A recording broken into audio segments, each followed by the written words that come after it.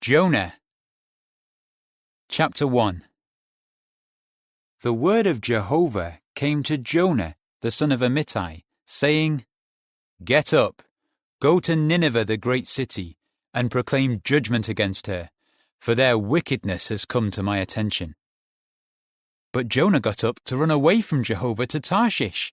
He went down to Joppa and found a ship going to Tarshish. So he paid the fare and went aboard to go with them to Tarshish, away from Jehovah. Then Jehovah hurled a strong wind at the sea, and there was such a violent storm on the sea that the ship was about to be wrecked. The mariners were so frightened that each of them began to call on his God for help, and they began throwing the articles of the ship into the sea to make it lighter. But Jonah had gone down into the inner part of the ship, where he lay down and fell fast asleep. The ship captain approached and said to him, Why are you sleeping? Get up! Call out to your God. Perhaps the true God will show his concern for us, and we will not perish. Then they said to one another, Come, let us cast lots to find out who is to blame for this calamity. So they cast lots, and the lot fell to Jonah. They said to him, Please tell us, who is to blame for this calamity that has come upon us? What is your work, and where do you come from? What is your country, and from what people are you? He replied, I am a Hebrew, and I fear Jehovah, the God of the heavens, the one who made the sea and the dry land. At this the men became even more afraid, and they asked him, What have you done? The men learned that he was running away from Jehovah, because he had told them. So they said to him, What should we do to you to make the sea calm down for us? For the sea was growing more and more stormy. He replied, Lift me up and throw me into the sea, and the sea will calm down for you, for I know that it is because of me that this violent storm has come upon you. However, the men rowed hard to bring the ship back to dry land, but they could not, because the sea grew more and more stormy around them. Then they called out to Jehovah and said, Ah, now, O Jehovah, please, may we not perish because of this man. Do not hold us responsible for innocent blood, since you have done as you pleased, O Jehovah. Then they lifted Jonah up and threw him into the sea, and the sea ceased its raging. Then the men were struck with great fear of Jehovah, and they offered a sacrifice to Jehovah and made vows. Jehovah now sent a huge fish to swallow Jonah, so that Jonah came to be in the belly of the fish for 3 days and 3 nights. Chapter 2. Then Jonah prayed to Jehovah his God from the belly of the fish, and he said, Out of my distress I called out to Jehovah, and he answered me. Out of the depths of the grave I cried for help. You heard my voice. When you threw me to the depths, into the heart of the open sea, then the currents engulfed me. All your breakers and waves swept over me. And I said, I have been driven away from your sight. How will I gaze again upon your holy temple? Waters engulfed me and threatened my life. The watery deep closed in on me. Weeds were wrapped around my head. To the bottoms of the mountains I sank down. The bars of the earth were closing upon me forever. But out of the pit you brought up my life, O Jehovah my God. When my life was ebbing away, Jehovah was the one whom I remembered.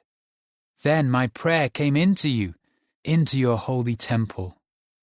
Those who are devoted to the worthless idols forsake their source of loyal love. But as for me, with the voice of thanksgiving I will sacrifice to you. What I have vowed, I will pay. Salvation is from Jehovah.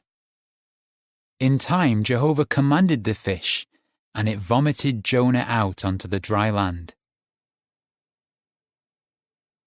Chapter 3. Then the word of Jehovah came to Jonah a second time, saying, Get up, go to Nineveh the great city, and proclaim to her the message that I tell you." So Jonah got up and went to Nineveh in obedience to the word of Jehovah.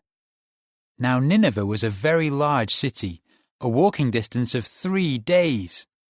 Then Jonah entered the city, and walking a day's journey, he was proclaiming, "In just 40 days more, Nineveh will be overthrown."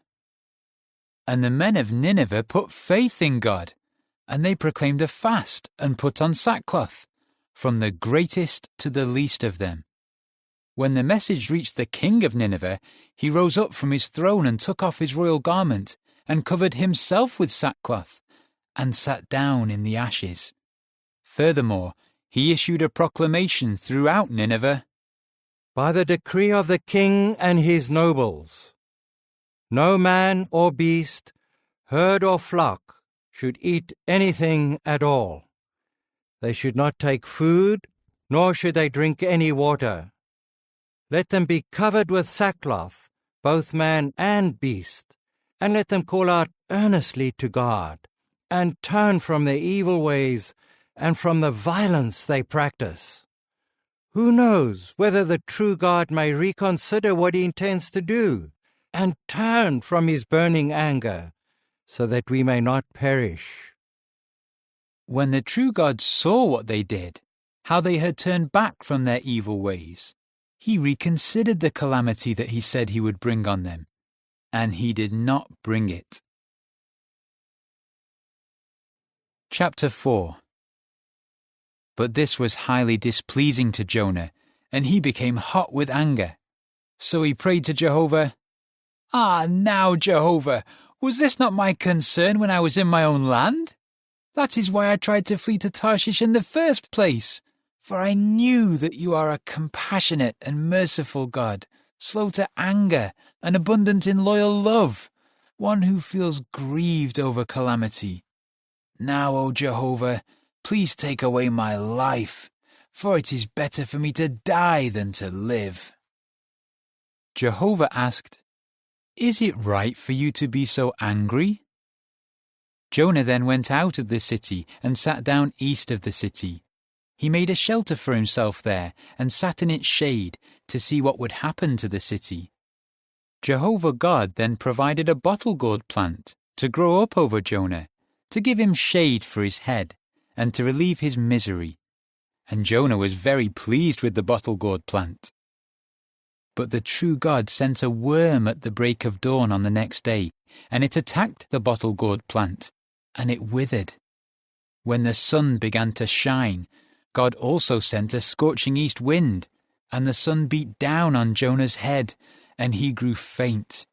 He kept asking to die, and he kept saying, "It is better for me to die than to live." God asked Jonah, "Is it right for you to be so angry over the bottle gourd plant?" At that he said, "I have a right to be angry, so angry that I want to die." But Jehovah said, "You felt sorry for the bottle gourd plant, which you did not work for, nor did you make it grow. It grew in one night and perished in one night. Should I not also feel sorry for Nineveh, the great city, in which there are more than 120,000 men, who do not even know right from wrong, as well as their many animals?